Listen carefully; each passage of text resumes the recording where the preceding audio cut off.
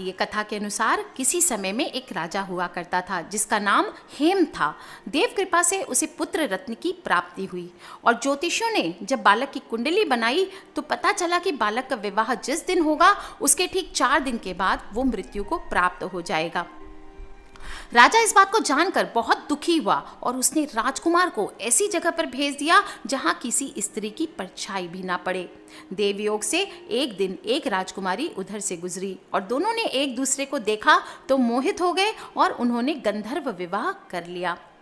विवाह के बाद विधि का विधान सामने आया और विवाह के 4 दिन बाद यमदूत उस राजकुमार के प्राण लेने पहुंच गए। जब यमदूत राजकुमार के प्राण ले रहे थे, इस वक्त उसकी नवविवाहिता पत्नी रोना चिल्लाना शुरू कर दिया और उसका विलाप सुनकर उनका भी हृदय द्रवित हो गया। मगर विधि के अनुसार यमराज को उनका कार्य करना पड़ा।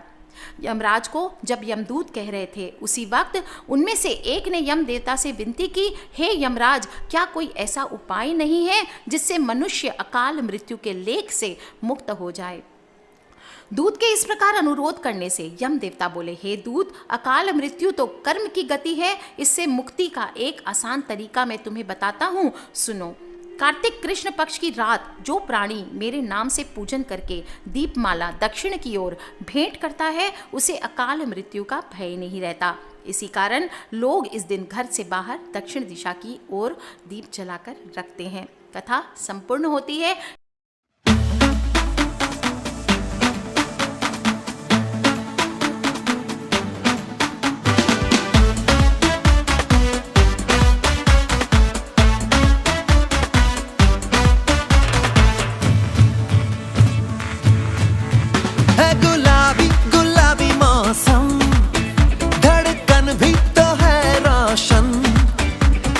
दिल में जगमग होती है,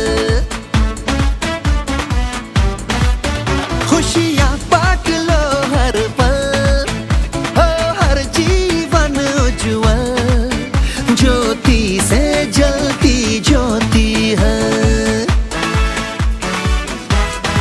मुस्कानों की मिठाइयाँ, हंसती हवाइयाँ, देखो जहाँ भी अपना लगे। अब तो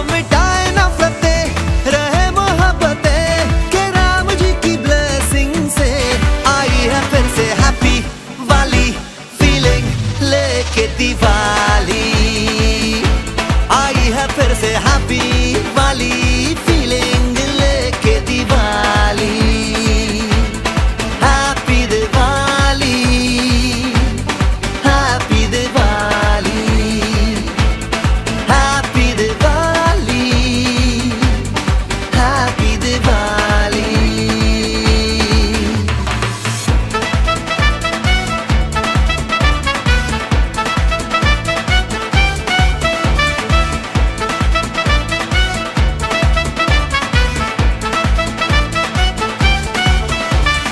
सबको गले से लगाएंगे, रोते हुओं को हंसाएंगे, लेके उम्मीदों की एक फुलझड़ी हम मोहब्बत के दीपक जलाएंगे, पूजा की थाली सजाएंगे, हम अपने सर को झुकाएंगे, सबकी मनोकामना होगी पूरी जो राम जी कृपा बरसाएंगे।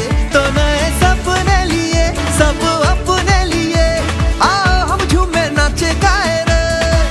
अब तो मिटाए नफरतें, रहे मोहब्बतें, के राम जी की ब्लेसिंग से आई है फिर से हैप्पी वाली फीलिंग लेके दिवाली।